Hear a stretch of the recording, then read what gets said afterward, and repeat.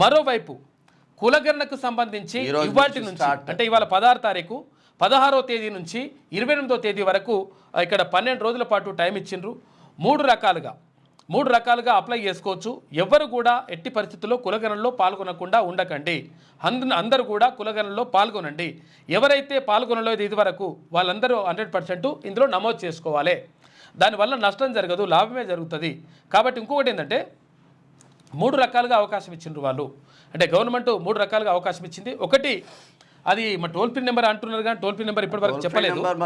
ఒకటి toll free number ద్వారా వాళ్ళకి ఫోన్ చేస్తే ఆ టోల్ ఫ్రీ నెంబర్కి ఫోన్ కొట్టి ఇగో మాకు కులగణన జరగలేదు అంటే ఎన్యూమరేటర్ని ఇంటికి పంపిస్తారు.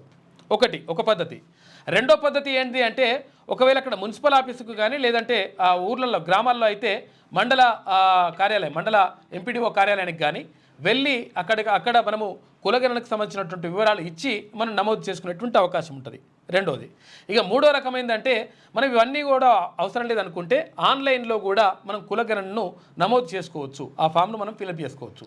ఒకవేళ ఇష్టం లేననుకో, ఒకవేళ కొన్ని ఇష్టం లేనటువంటి ఆప్షన్స్ ఏమైనా ఉంటే వాటిని కొంచెం టిక్ పెట్టేసి లైట్ కూడా తీసుకునే అవకాశం కూడా ఉంది.